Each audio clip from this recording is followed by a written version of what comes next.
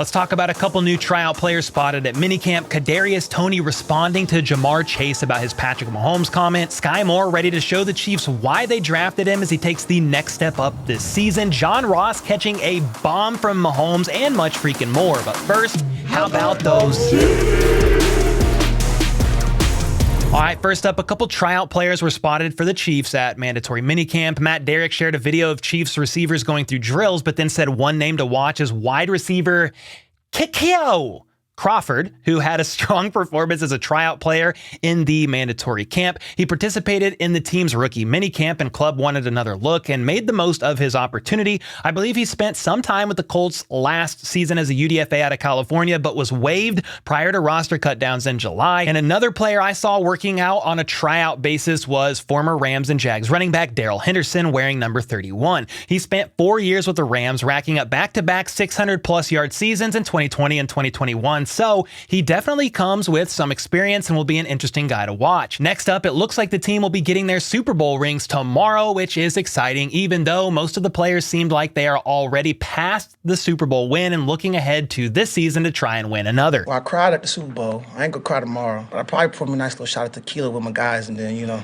have a little shot with the guys, so it'll be smooth. But either way players look at it, it's still a pretty cool moment nonetheless. Left guard Joe Thuney was asked today where he keeps his Super Bowl rings, kind of a weird question, and he let them know that he's not telling a soul. Where do you keep those?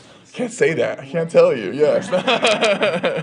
Nice try. No, I'm joking. Aside from that joke, Thuney complimented the new tackles, saying they are doing a great job learning the playbook so far, and the entire team is coming out focused and ready to go each and every day. And how they are doing that right now at the moment is via mandatory minicamp, and it looks like day 2 of minicamp was the same as day 1 as far as no-shows go, with those players being defensive tackles Chris Jones and Turk Wharton, tight end Blake Bell, running backs Jerick McKinnon and Isaiah Pacheco, as well as offensive lineman Trey Smith. Turk Wharton and Pacheco are more than likely rehabbing. Turk Wharton tore his ACL, and Pacheco had a couple off-season surgeries, one in his shoulder. Then according to McKinnon himself today in his presser, it looks like he has a plan with the Chiefs on how to make sure he's good to go for the season, and what Pete Sweeney interpreted from that or took away from that was that he got the veteran nod from the coaching and training staff to sit out off-season on-field work. He confirmed, though, he will be a full go by day 1 of training camp, however. But this is year 10 for him, and he's wanting to get himself properly ready for another full season. So that's why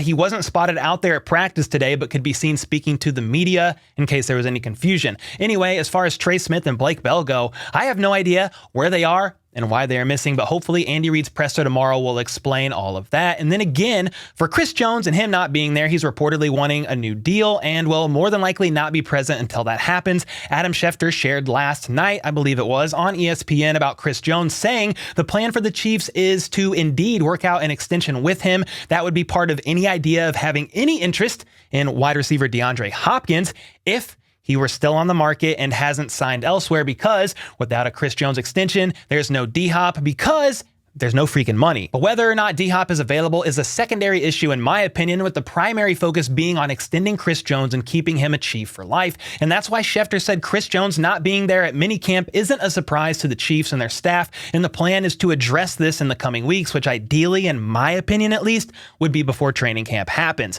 And then the players who were present but not really participating still were as follows: safety Mike Edwards, cornerback Trent McDuffie, and cornerback L'Jarius Sneed, half the secondary. They were around but without helmets on. And then Sweeney noted that wide receivers Justin Ross and Kadarius Toney did not participate in team periods after individuals on day 1. However, Toney did work with teams today, day 2, whereas Ross continued to watch. So is there something going on with Justin Ross again? I have no clue, but I hope it's simply a matter of some plan the Chiefs staff have of continuing to ease Justin in given his injury history and all that, and I sure hope he's not injured again, please. But regarding Kadarius Toney, Mahomes could be seen connecting with him in teams by zipping a pass into the end zone for a TD, which I do like to hear about, many more to come. Something else I enjoyed from Toney today, though, was his response to Jamar Chase on Twitter. And in case you missed what's going on, Jamar Chase yesterday said Burrow is the best player in the league. Everybody knows that, and that Joe is the MVP, even though Joe is not the best player in the league. Not everybody knows that or acknowledges that because it's not true. And he's also not the MVP. That would be Patrick Mahomes II. And even though Burrow admitted as much yesterday, saying until someone has a better season than Pat, he's at the top. However, here was Jamar's response when reporters let him know that Joe even said that about Mahomes. He said Pat. Who said Pat? Joe. Pat who? Pat who? Well, Jamar, basically everybody but you apparently knows who he is, including Kadarius Toney, who responded to Chase's comment today with some laughing emojis because, you know, it's funny. I think Jamar was just trolling, but still, he's not doing a very good job at it. But then Kadarius said, I know who, using a cold face emoji, i.e. he's colder than Joe Burr, which I found to be a pretty sound response and nothing but the whole truth. So help us God, especially help Jamar Chase in his terrible memory. Amen. Anyway, I digress about this situation from Team No Rings over there, so let's move back to some minicamp standouts. Looks like Skyy Moore, Kadarius Toney, and Deneric Prince had a nice day. Richie James had another nice showing, catching 3 passes, including a diving catch during 7s from QB Blaine Gabbert. MVS said Richie James is doing a hell of a job. He doesn't talk much and just puts his head down and puts in the work day in and day out, and MVS has high expectations out of him because they are from around the same area in Florida, and it looks like Noah Gray high-pointed a great placed ball from Shane Buechele, and another tight end in Jody Fortson also high-pointed a ball today as well, but this time from QB Blaine Gabbert. Running back Deneric Prince was once again complimented for his speed, especially for his size once he gets the ball in his hands, and Jerick McKinnon basically noted the same about Prince today during his presser, saying, Well, first of all, to be that big and that athletic is definitely rare. I think the first thing I texted the guys was like, who's 34? He's big as hell. And he's moving really fast. Prince has indeed been standing out to Jerick so far, and he can't wait to see him at training camp when the pads come on. I'm never doing that again. And speaking of McKinnon, he said he's happy to be back with the team, saying there was another team pretty interested, but he's where he wants to be in KC and is excited to be here again. The offseason has been going well for him after a long season last year. The year, by the way, when Andy Reid called him very old, basically, and McKinnon still finds what Big Red said pretty entertaining. Coach Reid last year said, he said you were a dinosaur. Yeah, at this position. Fossil, yeah. And as you all know, McKinnon had the infamous slide at the 1-yard line in the Super Bowl, and he said pretty much everyone that's congratulated him on the Super Bowl win has also brought up that slide. And when asked if he thinks that his career could be summed up as most known for that moment, he responded saying, Yeah, hopefully I can get another moment, but if that's the way it sums up, I'm fine with it. I'm perfectly fine with it. You gotta love his humor, man. And regarding being a veteran in the running back room, McKinnon said anything he can do to help, he's happy to do so, whether that's share about his personal experiences in the league or helping give them advice to bring their game to the next level.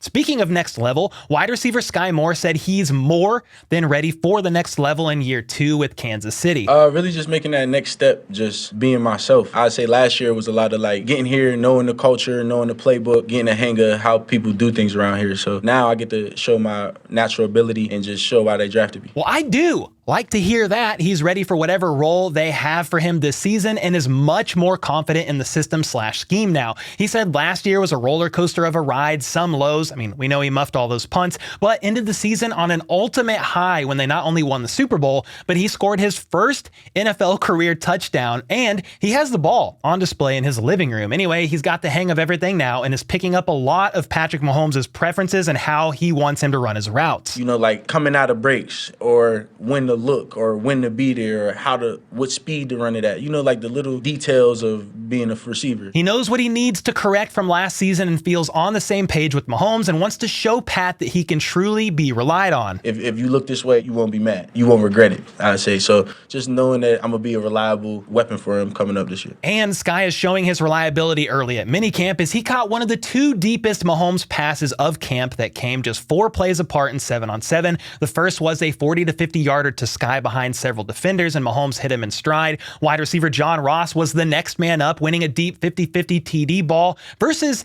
Jalen Watson, leading Spags to pull Watson in for a nice one-on-one chat. And part of me wonders how that chat actually went. For example, Spags was probably like, hey man, you can't let him blow by you like that. But coach, that man runs a 4.2240. All right, fair enough. Very true, but don't let it happen again. Anyway, I like to see the speed of John Ross being put to use, as he's one of the fringe receivers I have my eyes on to potentially make the back end of the roster in the wide receiver room. And another receiver who is a definite roster lock would be MVS, and he spoke with the media today as well, saying he was extremely grateful for the support at his charity softball tournament last weekend. He feels good being in the system for another year, but he didn't feel like it held him back last year and is excited for the new challenge in 2023 after winning the Super Bowl this past season.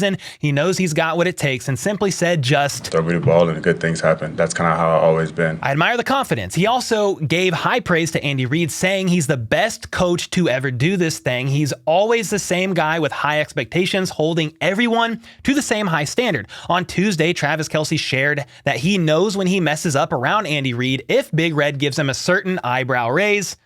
I can't do it, so that's the best I can do. But MVS said he has gotten that raise one time himself. Yeah, I actually did get it once, and not a good feeling. It's like when you get in trouble by your granddad or something. It's like not a good thing. Marquez is the veteran in the wide receiver room now, and he said he learned a lot from two of the best when he was younger in Devontae Adams and Randall Cobb, and now does what he can to pass things onto the new guys in the room. And with the wide receiver room being as young as it is, this is definitely a good thing. Anyway, with all that being said, you guys got to let me know in the comments down below what you thought of Chiefs mandatory minicamp day 2 as far as standouts go, people not there. What do you make of Justin Ross? What about Chris Jones? Let me know your thoughts in the comments down below. And until next time, let's go. Let's freaking go. How about those?